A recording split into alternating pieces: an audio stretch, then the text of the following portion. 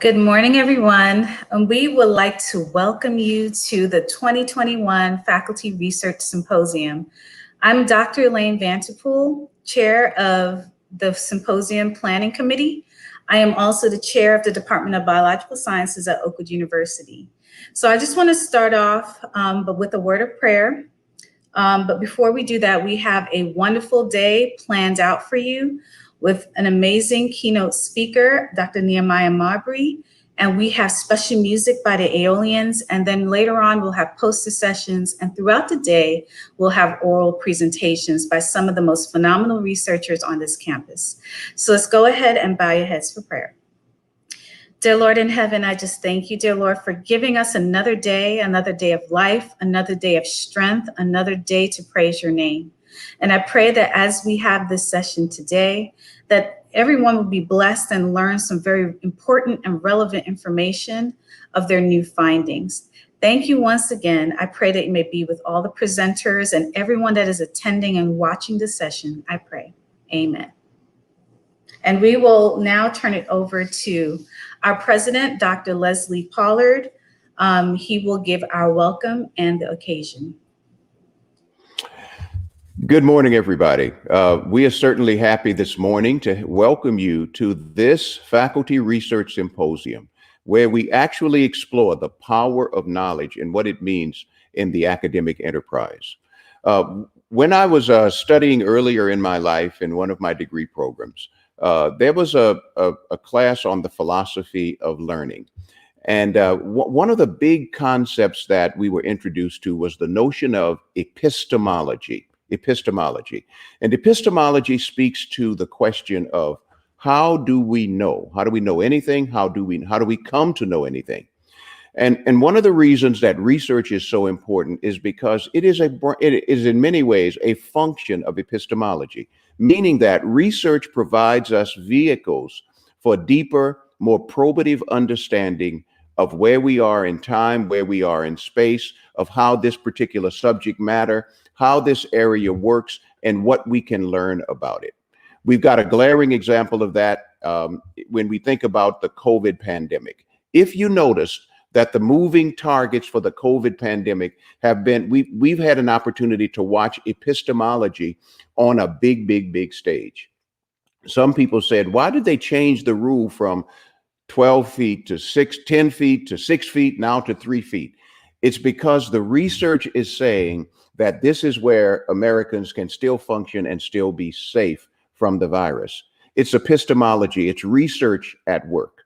When we think about that, I want to compliment our faculty who have committed their lives to the work of research and the role of research in the academic enterprise. It is the research that makes a difference. It is a research that adds vibrancy and vitality to our learning. Whenever I'm teaching a class of students and I have the opportunity to research a particular theme that we are lecturing on that particular day, it is always exciting to me. I find it mentally stimulating and professionally invigorating.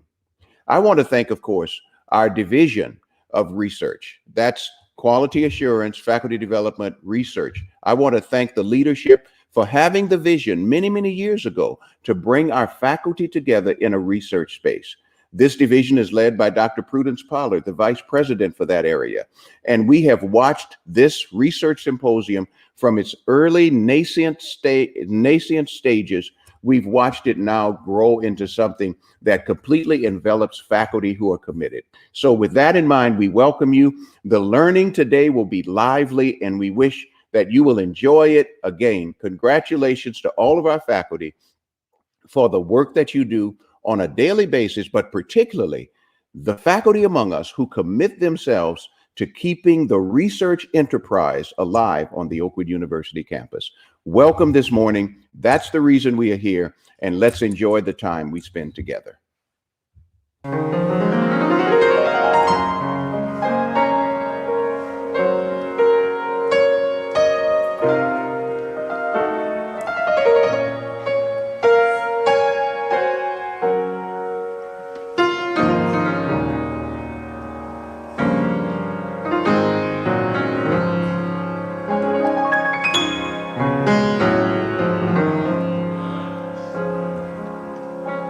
I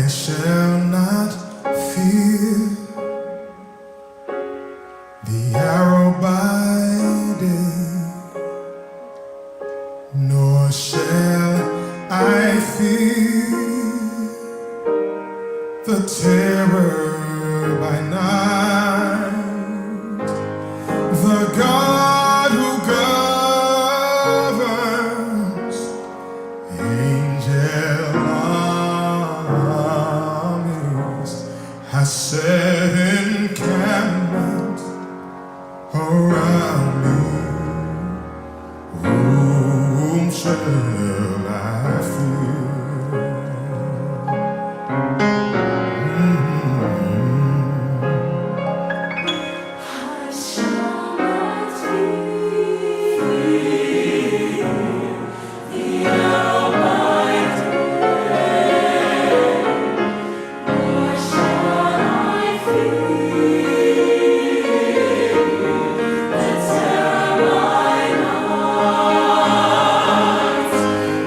The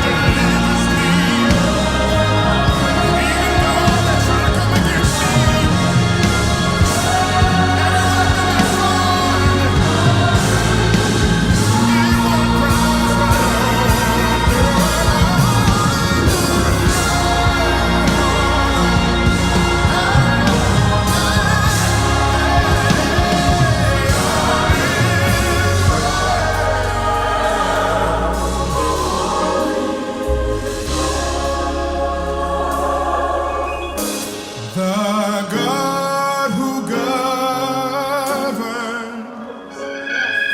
angel armies, the God who's in charge of the armies of angel armies, the God who governs angel armies are set encampment around me, protection around me, strong tower around me. Whom shall I fear?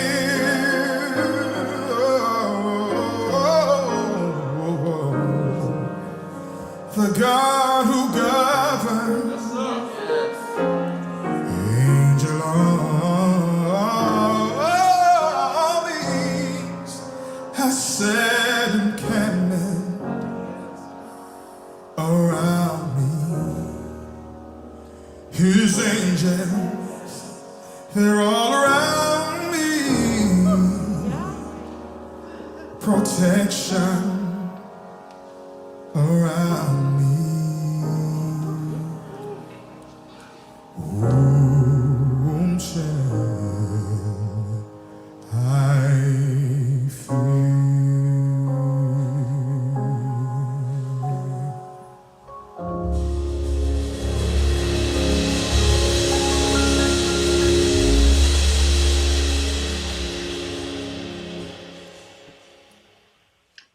It is a beautiful morning here in the Tennessee Valley. And what better way to start the morning and this great symposium than with the Aeolians?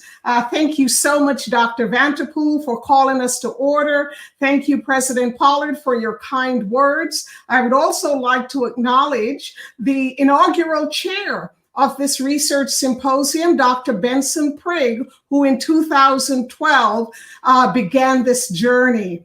Next year will be our 10th annual symposium, and we look forward to you joining us. I should also acknowledge the second chair of this research symposium, Mrs. Paulette. I just had a brain freeze.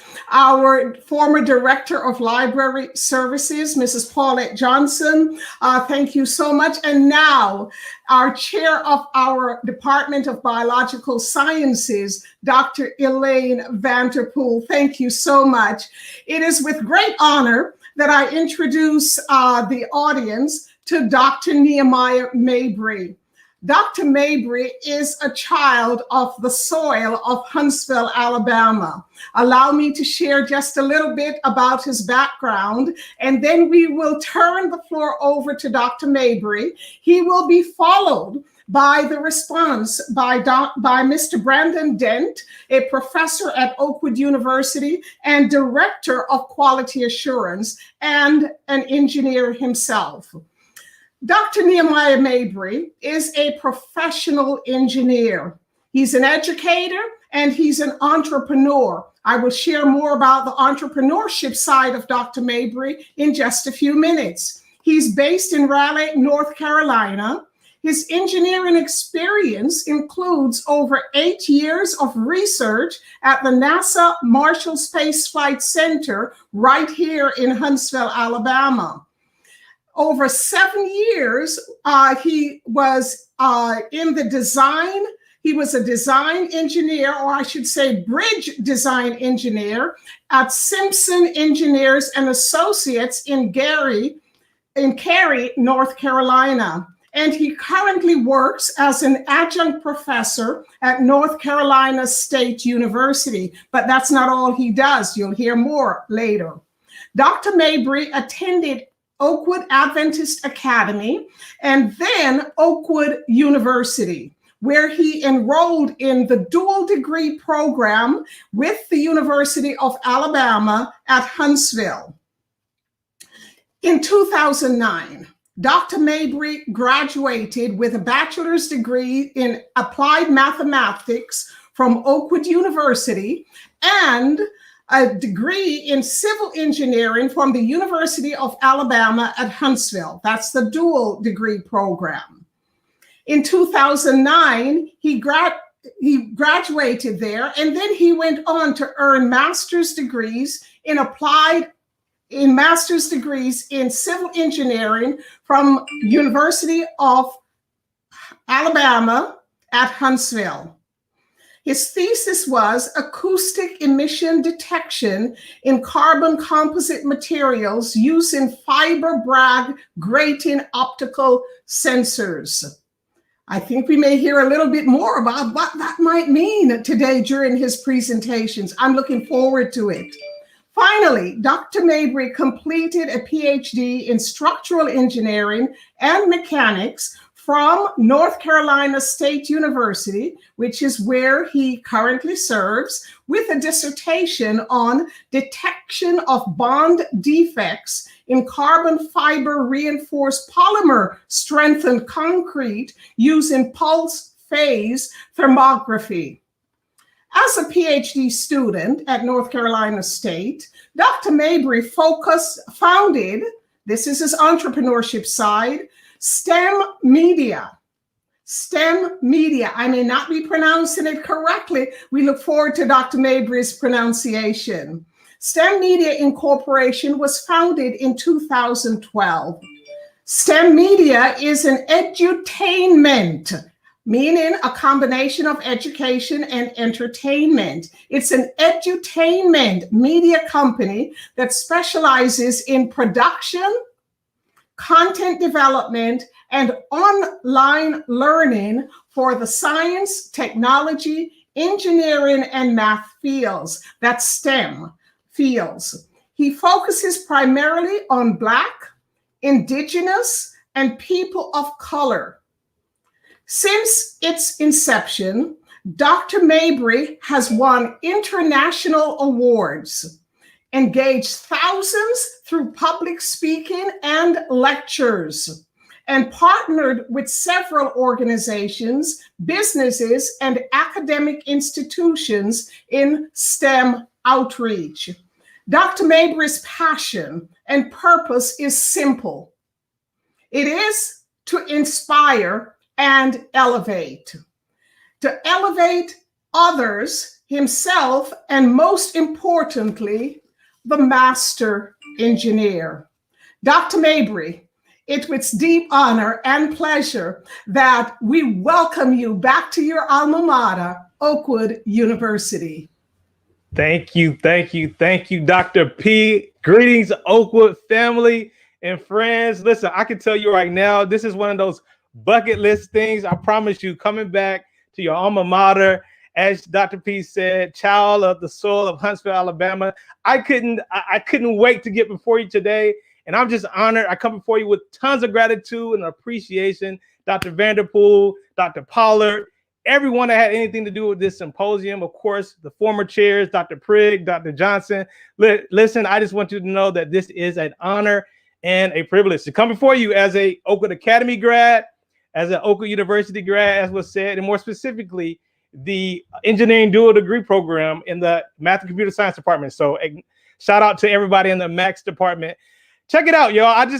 I want to go over a couple of things today. This is, again, one of those opportunities where, coming home to Oakwood, I want to share a number of things, right? And I'm going to try to weave in a number of things. So without further ado, I'm just going to get right into it, right? We're going to talk a little bit about, my early research days, if you want to call it that. Also, we're going to talk about research principles and perspectives that I have. We're going to get into some specific technical areas of study that I have as an engineer. We're going to try to break down some of those things that came out during my introduction. And we're going to talk about civil engineering application before we close with the conclusion and a call to action. And so I can tell y'all right now, as I think about this process of research and the scientific process, right, I just think back about my early days of having sort of that critical mind, right? That problem solving, let me figure this out type of mind. And it goes back to, I would say preschool. I would say about 4 years old, sitting in the preschool cafeteria. Y'all remember preschool cafeteria? If you know what I'm talking about, where you sit in those wooden chairs, right? Go ahead and say yes in the comments if you know exactly what I'm talking about. Those wooden chairs, those very, very low tables, right? You look at them today and you're like, how in the world did I even fit in those chairs and those tables, right? You sit in those chairs, sat in those tables. And I remember this particular day, I don't even know what was going on, but I had a friend who sat like across from me. And whatever reason, he was arguing with the girl that was right next to me. They were going back and forth. Like, I don't know what like 4-year-olds, you know, what they argue about, but it's like, oh, you can't come to my birthday party. So what? I don't want to come to your birthday party. Hey, leave me alone. No, you leave me alone. And so I'm just sitting there. I'm not involved in all of that, right? I'm just eating my, I guess, peanut butter and jelly sandwich. So I'm eating my peanut butter and jelly sandwich. They're going back and forth. And all of a sudden, y'all, right next to me, the guy, I don't know what he was doing, but he just happened to spill his milk. Boom, he starts crying. Oh man, my milk spilled. He's crying. Again, we're 4 years old. It's pretty loud. And all of a sudden, I find myself caught in the middle of this pandemonium. Like, this guy is crying over spilled milk, and it's all in front of me. And I'm holding the sandwich in my hand, and I think to myself, I don't know how I'm going to handle this. And so I look at my friend who's arguing with the girl next to me, and he says to me, Nehemiah, kick that milk on her. What? I didn't think that was very nice. And besides, I knew how this girl got down, and I didn't want to smoke. Listen, man, that has nothing to do with me. That's between y'all. She's like, kicking on her. She's getting on my nerves. And I look at her, and she says, I dare you. I said, uh-oh. I'm not about to try that. I look back at the guy. He's like crying over spilled milk. Literally, I need no milk. What's going on? And my heart starts to beat because I just want my peanut butter and jelly sandwich. I look back at my friends. He's like, you're going to kick it on her or what? I look at the girl. She said, you better not do it. I look back at him. He's crying. And so my heart's beating fast. I don't know what to do. I'm 4 years old. I just want to finish my lunch. And so all of a sudden I think to myself, wait a minute. Yo, you can kick milk? I just went into this crazy critical thinking mode. I was nervous, but then suddenly I went into my mental lab space. 4 years old, I'm looking at the milk on the floor, and I start thinking to myself, y'all, I'm like, wait a minute. How in the world could I kicked the ball before. I've kicked rocks. How could I kick a liquid? So I promise you, I was in full like science fair mode at that point. I remember like it was yesterday. So I started trying to figure this thing out. Like, all right, if I was to like kick a liquid, how would I kick a liquid? So I'm like thinking there to myself, maybe I should kind of like position my foot, you know what I mean? Trying to figure it out at 4 years old. Position my foot halfway off the ground.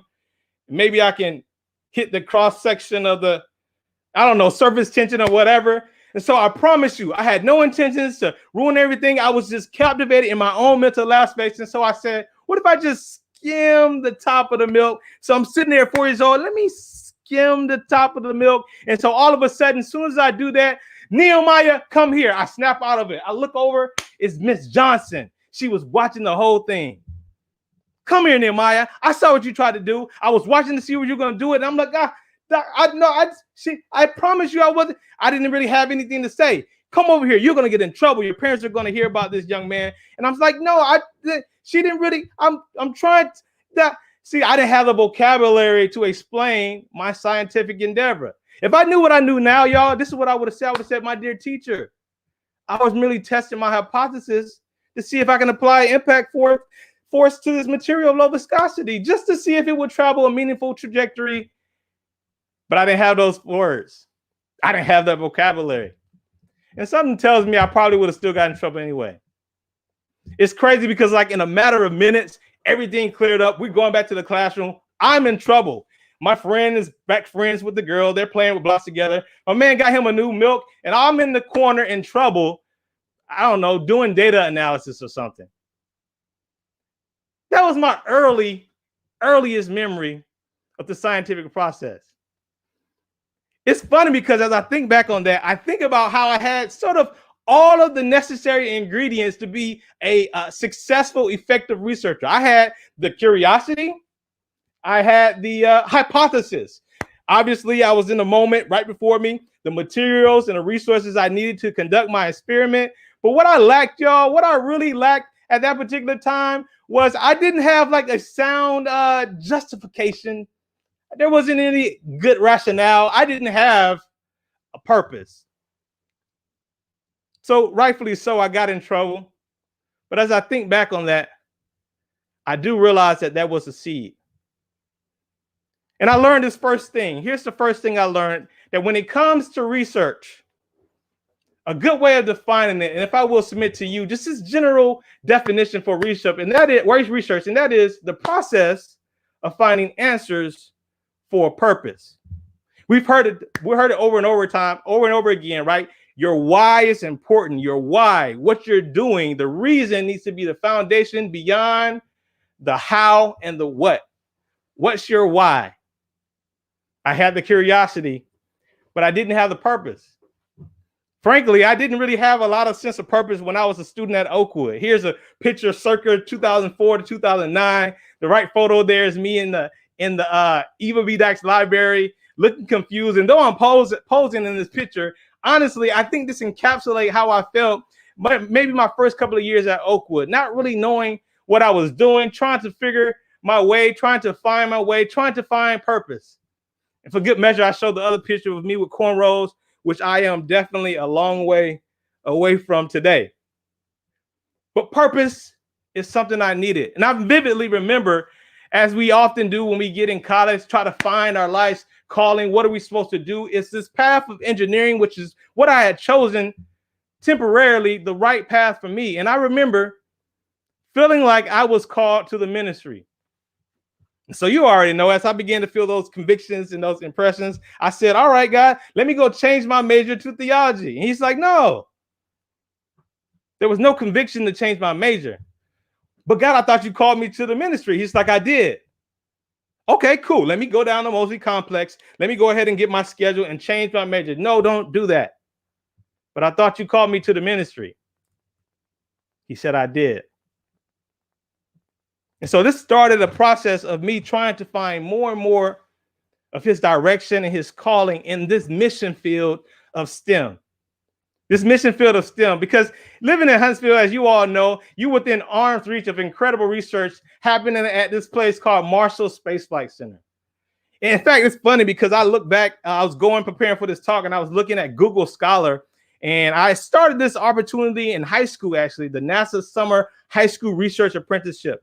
And I managed to volunteer next years and continue to get a job out at MSFC. And in my mind at the time, I was learning about engineering, but more importantly, I was doing something better than working fast food, still searching for that purpose. In fact, I came across this article here, was my first publication as a high schooler. I thought it was just interesting. It says, determining the existence of life by analyzing core samples of Mars. Now, I can tell you right now, I have no idea what we wrote. In fact, Google Scholar doesn't have a copy of the publication, but I remember the conversation about getting on board with this research study. And it wasn't anything that really moved me, but at the time, I said, why not? Trying to find my way is really interesting that this is now kind of a hot topic today. And I can say, oh, I was on the Life on Mars train a long time ago. But this just goes to show that I really had a jump from place to place to place as I was even in the field that I eventually called home, engineering. It started out like this, y'all. I was in one department where I was doing website design, right? Make sure you update the website so we can know when we need to make certain safety checks, this, that, and the other. I moved from there to a summer camp, counseling kids, making sure that I was in charge of all of the youngins that came in to learn a thing or two about STEM. Next summer, I'm over in the research propulsion laboratory, the office, making sure that I understood different combinations, the actual rocket science, if you will. And then eventually I found something that I can sink my teeth in. It was with the help of a mentor by the name of Dr. Curtis Banks, and he introduced me to this material called carbon fiber reinforced composites. Listen, if y'all know what I'm talking about, say I know what you're talking about in the chat. When you finally find something that really piques your interest, there are things that are kind of cool. There are things that may be cool for somebody else, but finally I found this material and I said, this might be something.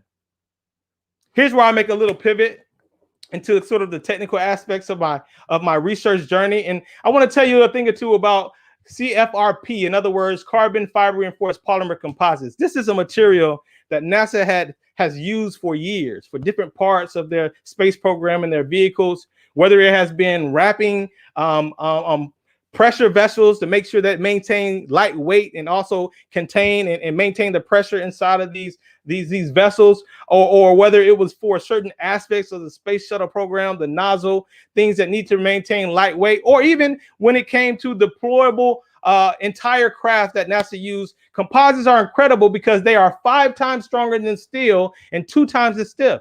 They're dense. They're also flexible. They're really great for shapes and different intricate parts. They're durable in corrosive environments. Also, they have incredible electromagnetic resistance. But like every material, CFRP has a few drawbacks. One, they're expensive. They cost a lot more money than steel and their metallic counterparts.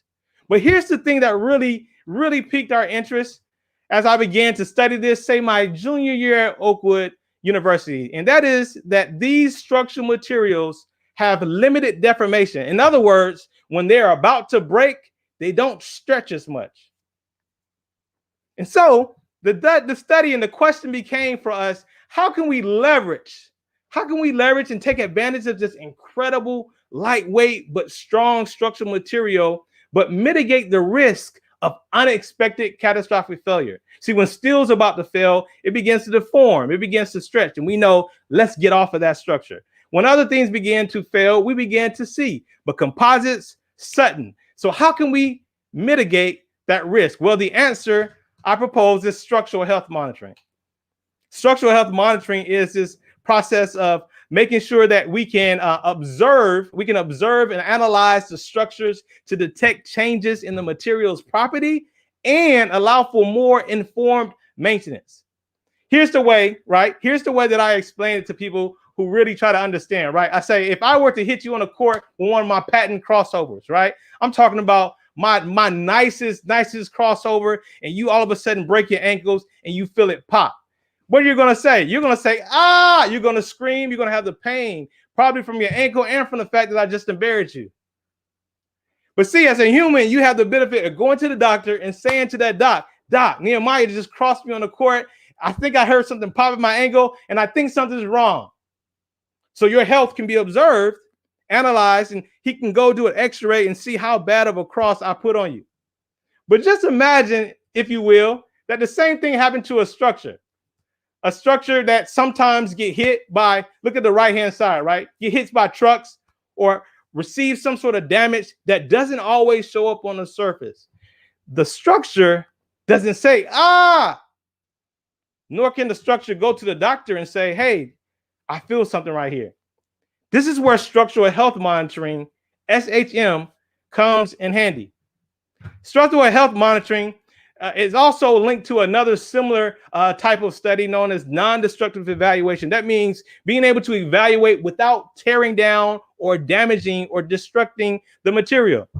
There are different methods, visual methods, there are dye methods, there's magnetic, there's radiograph, there's ultrasonic, which involves very high frequencies. And then here's the area that caught my interest as I began to study composites, acoustic emissions. Check it out here, right? We're going to get a little bit technical, but here it is, right? Acoustic emissions is basically using the sound to detect when there is a damage or degradation in the structure. Sometimes this is used with microphones or other small little active devices that create the sound. But what made our approach different was that we use fiber optic cables. More specifically, a sensor called fiber Bragg grating optical sensors. So let me explain this to you. This is how it works. Inside of a fiber optic cable, there is a core glass. We know fiber optic cables a lot from our telecommunications, right? This is what happens when the light goes through and the light can communicate and carry a lot of data and information. However, on a number of these devices, in some of these cords, they have what they call changes in patterns or the refractive index. So using a laser, they can change the properties of the glass throughout, so that as light travels through, a certain wavelength of light is actually filtered back. That is what the pattern does, or the fiber Bragg grating sensor. Well, we discovered that there's a way to make this particular sensor sensitive to sound waves traveling on a structure. How do we do that? Well, what we do is we use what we call a tunable light source. So instead of just showing a broad band of light down this hollow core, this glass core, we actually specify the exact wavelength that we want to go through that light. And the wavelength that we pick is actually not the peak that the FBG is designed for, but something that is right at full width, half max, right here on the linear region of this graph here. What that means is that as wavelength is going through, whenever this Bragg grating or this sensor encounters a sound wave, there is a shift. There is an oscillation in that particular pattern that causes the acoustics to then be picked up by the optic light source. In other words, this is an acousto-optic setup. This is a study we did, and what we were able to do is then test little small pieces of carbon composites. We would place it on a tensile tester, right? We would cut little strips that look sort of like this rectangular piece of paper here, and we would pull it, right? After we attach the fiber Bragg grating, the optical sensor on it, as we would begin to pull on it, right? What would happen is the little fibers, the matrix, or in other words, the epoxy that held together will begin to crack. As these things crack, it would then let off the acoustic waves. And so we did a specific type of test, right? This specific type of test was called a step stress method, where we would load it a little bit, hold it, and then reduce it and relax it. Pull it a little bit, hold it, reduce it, relax it, and relax it. And over time, we will be able to pick up where along the loading the different acoustic waves will begin to be picked up.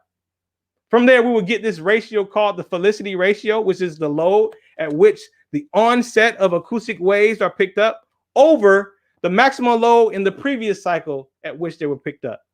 And what we found, what we were able to demonstrate is as degradation, as damage accumulates in this material, the ratio, the Felicity ratio that I just described, begins to decrease. This is incredible because as I began to look at this research, it was my first time really getting excited about something. I said to myself, Nobel Prize in physics, here I come. That's at least what I had in mind, y'all. I had the idea that, listen, I'm about to do something that's about to change the world. For whatever reason, I thought that this was going to get a couple of patents. I thought this was going to bring me a couple of awards. In fact, I thought NASA might even come and say, you know what, young man, you're doing such a great job. Here are the keys to the entire agency. Well, needless to say, that didn't take place. But I'll tell you what actually did take place when it came to that research. I ended up getting a couple of things out of it. I got my first conference paper and presentation. I got a NASA-funded master's degree in thesis research, which was pretty cool. I also got a year or a funded master's program, but I also got a year towards funding my dissertation to continue my doctoral research. Not only that, but more importantly, more excitingly, I actually got a newfound passion and interest in FRP composites. All right, I'm getting a note that things are just frozen real quick. Boom, boom. Let me pause really quick just to make sure that things are good.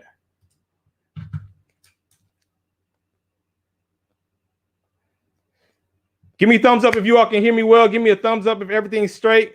Everything's straight. Give me a thumbs up in the chat. Want to make sure. I just got a little bit of notice of some people. Everybody good? Everybody can hear me good? Thumbs up, thumbs up, thumbs up. All right, cool. Awesome. All right. So here's one thing that I learned really quick after I got that incredible experience at NASA. Here's one of the things I learned. I learned that when it comes to the answers that we find, sometimes the answers you find are to questions that you didn't think to ask. In other words, I talked about research being the process of finding answers for a purpose, but the answers you find may not be to the questions you originally asked. I was looking for something to sink my teeth in, something that can bring me some sort of spark and desire to move forward in this field called research. And I found it in FRP composites. And FRP Composites was really interesting to me because I felt like they had tons of applications and I was using it in the aerospace field. But with my background and my degree from UAH being in civil engineering, I began to intentionally look for how can I use that final year of funding to find applications for this incredible material in the field of civil engineering. And that is what led me from Huntsville, Alabama to North Carolina. That got me a little closer to what I felt was my calling and my purpose in this arena of research.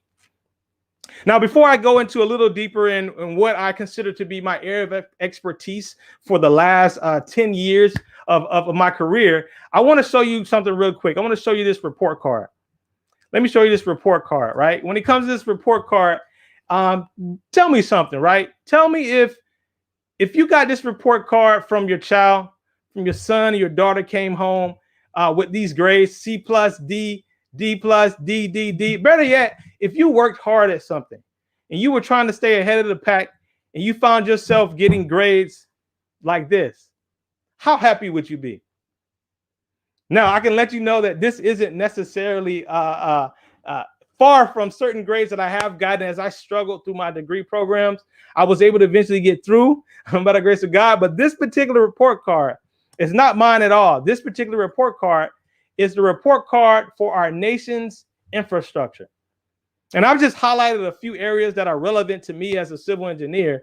And what we see that in 2013, which was the most recent one referenced as I pursued my doctoral research, bridges were awarded a C plus, dams a D, energy a D plus, roads D, schools D, transit D. And just in case you think things have gotten better since 2013, I'll have you know that they come out with a set of grades every 4 years. And just a month or so ago, here are the grades from 2021.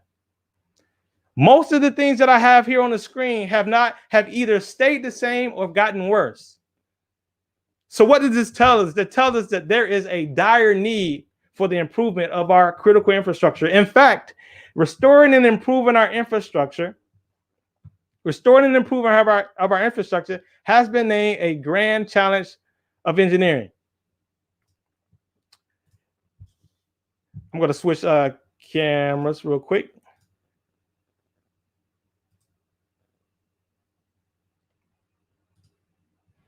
Can you all see me? Can you all see me? Are we good? Give me a thumbs up. The screen is frozen. Are we good? All right. Let me get the screen shared up here. All right, here we go. So to restore and improve urban infrastructure is actually identified as a grand challenge of the 21st century. In fact, if you pay attention to the news, President Biden is, as we speak, trying to sell his plan. He's selling his plan on actually a $2 trillion stimulus to the economy to enhance things such as our transportation infrastructure and others, particularly as it relates to bridges, an area that I've worked on for the past 7+ years. We have seen that there have been a drop in the grade in the way that they've scored. In fact, unbelievably, it's the fact that 4 out of 10 U.S. bridges need to be replaced or repaired, including, get this, y'all, 1 in 3 bridges on the interstate. Now, I can tell you right now that that is probably alarming for some people. Some people probably hear that and say, man, does that mean that, all of the bridges are about to crumble, that I need to watch out my driving across? Well, I want you to know that when it comes to these bridges, some are either structurally deficient, others are functionally obsolete. So yes, there are some out there that are in dire need of repair and can no longer carry the weight that they once were designed to. Others need upgrades. They need to be modernized. And as I think about this particular need in our society, it brings me back to carbon fiber reinforced polymers. Now, in the civil engineering world, these type of materials that I learned about at NASA are proven to increase flexural capacity when they are properly applied. They have a high modulus, which means that they're very stiff, as well as the ultimate tensile strength. And it's a lot easier to apply when it comes to our bridges. They're typically wet laid up by hand, which involves saturating the materials, not the ovens and a lot of the curing that took place in the aerospace industry. But they can be applied by hand, just as you see in the picture. And the way that this thing works is this, right? As it is applied to the side or the sides or the bottom of a concrete beam, as cracks begin to form and they try to widen, when something like a composite material is applied externally to it, it actually can arrest the cracks, keep it from widening, and actually ultimately strengthen that particular beam. Now, there are different ways that we can actually look at this, because when it comes to inspecting bridges, the by and large prominent way that we do so is with visual inspection. The second most common way is by acoustic tapping. So we go around and we hammer and we listen for the hollow points on the bridge. But there are more in advanced and sophisticated techniques that are necessary when you begin to cover up the outside with something like CFRP. That's where ultrasonics come in, laser methods like we talked about with fiber optics. And the interesting method that we began to hone in on this research was that of infrared technology. Now, let me explain how this works. Infrared technology is merely applying heat to a structure, whether it's from the sun or some active lamp, and using an infrared thermal camera to be able to detect the differences in the temperature as you look at that particular structure. Areas that have defects will hold on to the air, the heat a lot longer, and show up as a hot spot as you look at the infrared camera.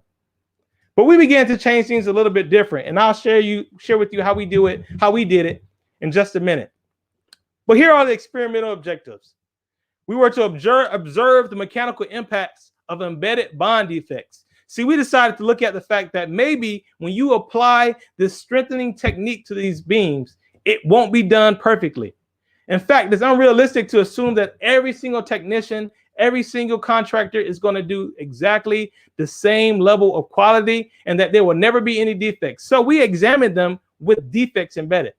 We applied PPT, which is a form of thermography, for the assessment of damage, and we looked at different environmental conditioning.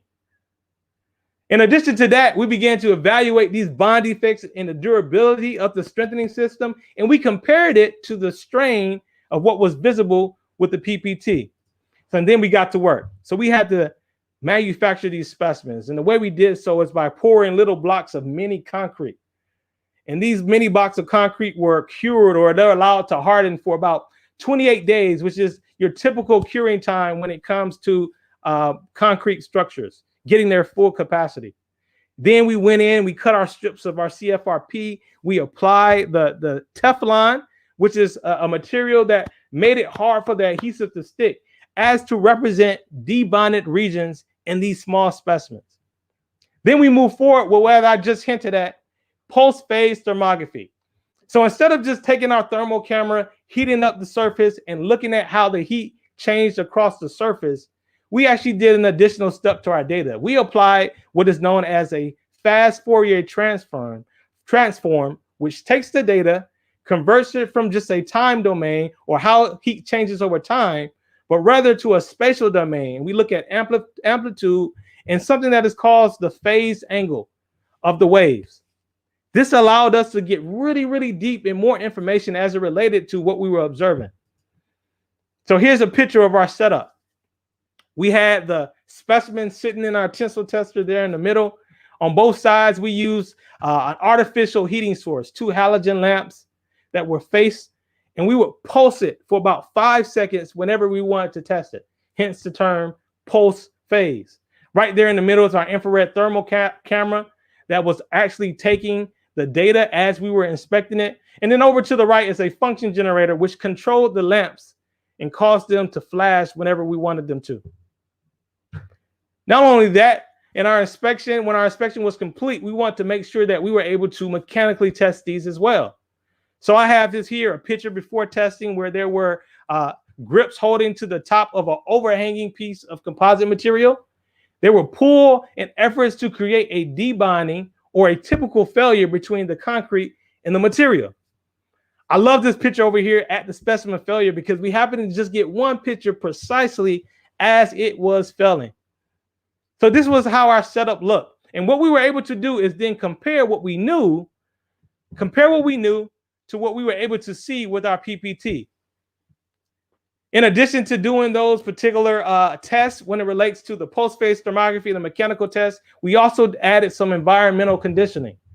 Because we know in real life, there are temperature changes, their humidity changes. And so there were a subset of samples that we put into this hot bath to submerge for 1,000 hours at 100 degrees Fahrenheit. That was our submerged samples. We also did something called freeze-thaw cycles, where we were trying to simulate the seasons as they change by fluctuating in 4-hour cycles of 50 plus times, -30 Fahrenheit, all the way up to 70 degrees Fahrenheit. We want to see how that had an effect on the strength of these specimens as well. Here's what we were able to observe using our post-phase thermography before we mechanically test them. In our ambient conditions, you were able to see right here in the middle, these are put on grayscale. To the far left, the manufactured defect, the Teflon insert, the pretend damage that we put there was able to be picked up whenever there was a specimen that was not environmentally conditioned. To the middle, you can see in this dark area, it represents the debonding that actually began to take place at the interface whenever these particular specimens were soaked and allowed to be submerged in our bath for 1,000 hours. And then over here on the freeze-thaw cycles, you can see the incredible amount of damage that took place even before we mechanically tested, simply by fluctuating the temperature. Well, the next thing was to see if our test results actually bared what we assumed. And sure enough, we found it to be true. In our ambient conditions, you can see that there was a typical failure where some pieces of concrete pull off, as well as mixed with some areas of pure debonding. In the submerged situation, you see where there is really no concrete missing, but in fact, there was a smooth debonding, which indicates that the warm water in the submerged specimens seemed to weaken the bond purely. And then over here in the freeze-thaw situation, the bond, it was actually fully intact, but the failure mostly occurred in the concrete, which suggests that the freeze-thaw impacted not the bond so much, but rather the base material or the concrete. So here's what we were able to see moving forward. We were able to conclude a couple of things. We were able to conclude, A, that post-phase thermography was shown to have the ability to observe the growth of debonding while structures were under load.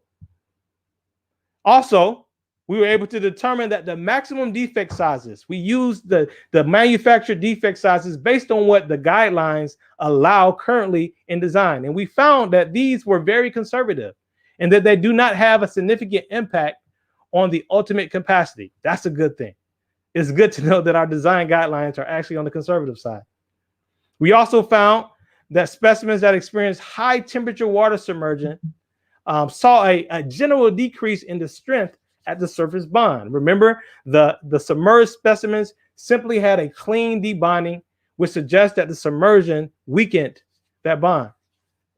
And then lastly, we were also, as we share here, saw that the degradation of specimens revealed a high sensitivity to freeze-thaw conditioning. But failure in this case did not occur at the bond, but rather in the concrete itself. Very, very interesting. These were incredible conclusions, and it was from this particular experience that I was able to obtain my dissertation and also continue to work a little bit in the field. But when I think about the biggest outcome that came from this research, when I think about the thing that I'm most proud about, I think about a joke that was often made when I was in grad school or whenever I'm working in the lab. Whenever someone comes up to you and they say, "Hey, I just read your paper," or "I just read your dissertation," one of the jokes that would always come out is, "Well, I guess that makes at least 2 people that will ever read that." That in so many words would suggest that many times we can find ourselves slaving away in the lab only to finish and publish something that never sees the light of day.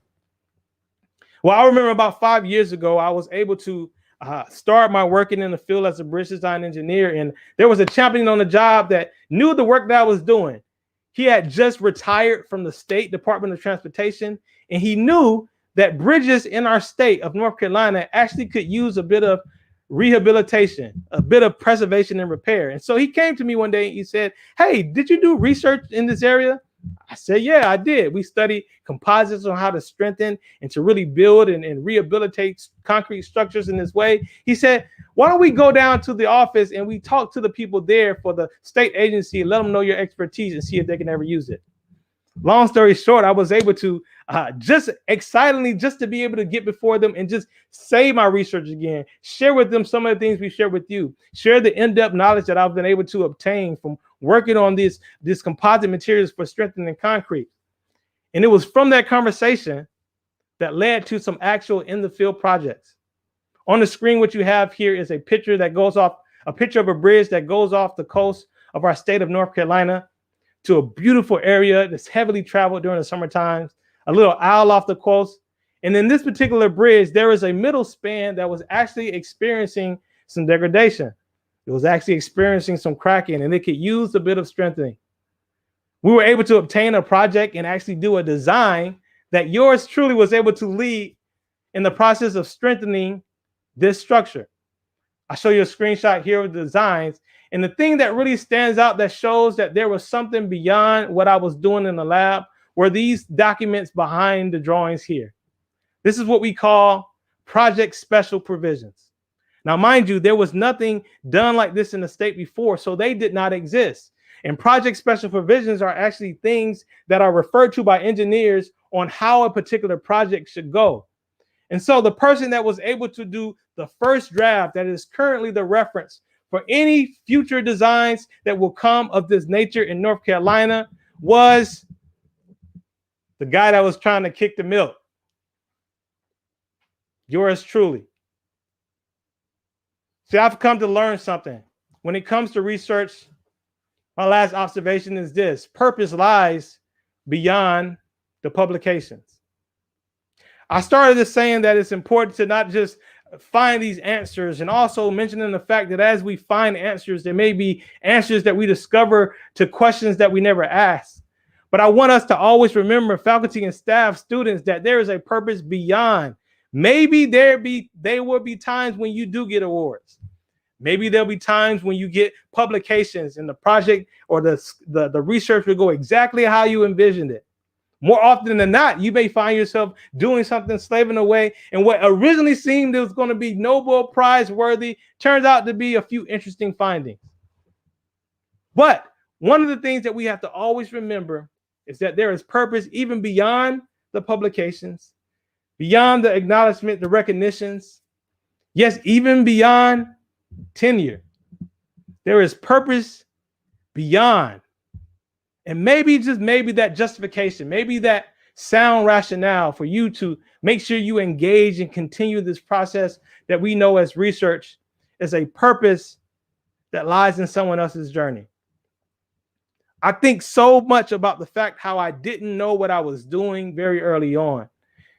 And one of the things I'm absolutely convinced of, students, today, is that even as you're trying to find your purpose and the reason why you're moving forward, I think a place to start is by serving a purpose. It was in serving a purpose in the lab at NASA that I was able to discover this incredible material. It was in pursuing this path that led me to see engineering as more of a mission field, taking me here to North Carolina to really dig into this material, this area of study. It was in serving a purpose that allowed me to connect with people that found the need for the skills that have been developed in the lab. And I want you to know, students, and I want you to know, faculty, that there is a purpose beyond what you're doing right now. Maybe, just maybe, there is an opportunity right in front of you that you're sleeping on. But if you take advantage of it, could open up the door for a young student or a person that may help you, that may one day move forward and even perhaps get that Nobel Prize that I thought I was going to get. There was a purpose for your research. There's a purpose for us being engaged in this process. And so with that said, I want to encourage you all. I want to encourage you to make sure that you continue this process of finding answers. And even as you discover things, the questions that you never asked, most importantly, may you continue to do it on purpose. So one thing is for sure in closing, one thing that I know that I will not forget is that when it comes to this process, when it comes to this journey, my journey and my story indeed is to be continued. Thank you all so much for this opportunity to share my research journey. to share my perspectives on research. And I definitely hope and pray that we will continue this process of finding answers for a purpose. Thank you.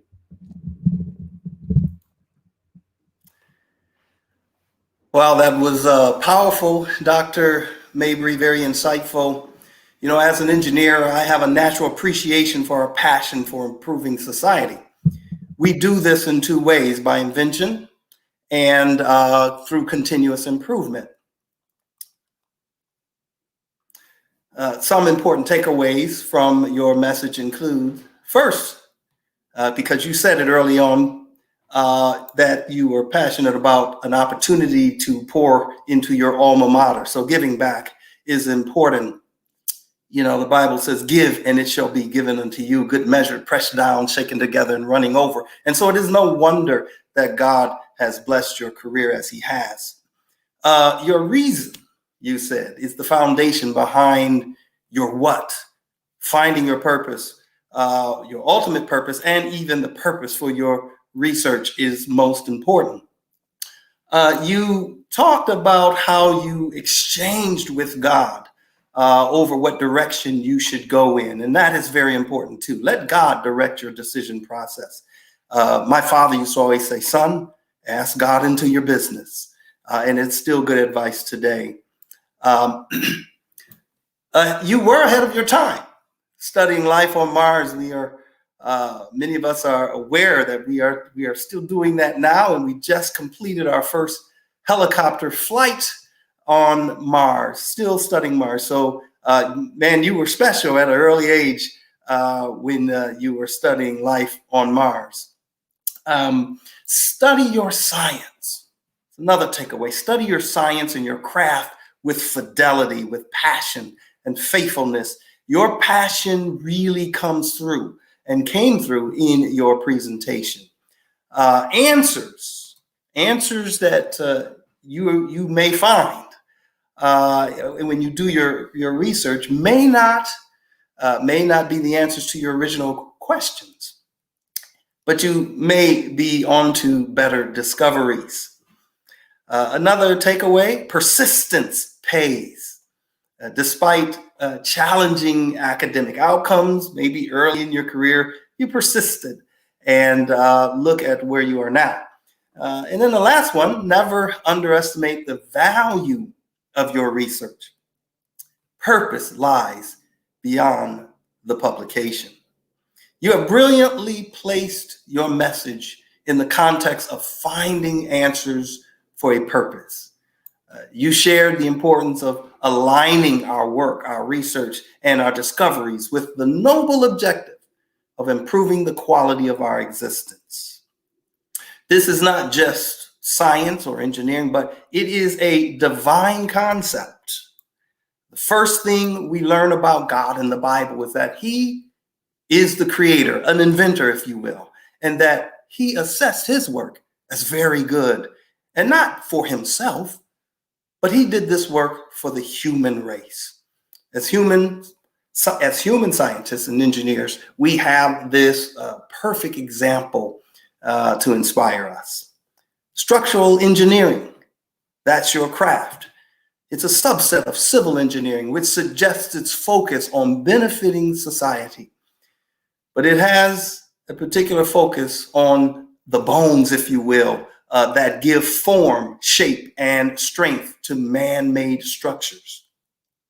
By this, Dr. Mabry, you are invested in the most foundational aspect of our existence, for nothing in society can stand without structure. Your comments have been inspiring, and they will serve to guide our students as they learn, matriculate, and take their places in society. And so for that and much more, we thank you. Thank you. Thank you all. Yes, that was so phenomenal. I was inspired by it, and I see all the comments that are coming in.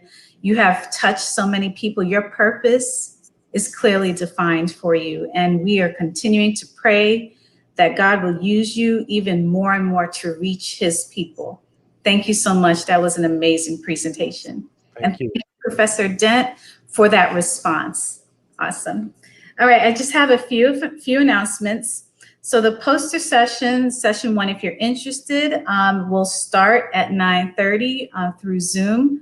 The link was, if you're on YouTube, the book was actually pinned, so you can see the book with the links.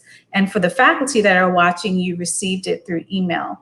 But at 11 o'clock, we will be back here on YouTube or on Facebook, so we can see the actual presentations from the School of Business and the School of Arts and Sciences before the lunch session. So please make sure that you join us back on the same platform at 11 a.m. Central Standard Time. So I'll see you in a little while. Thank you.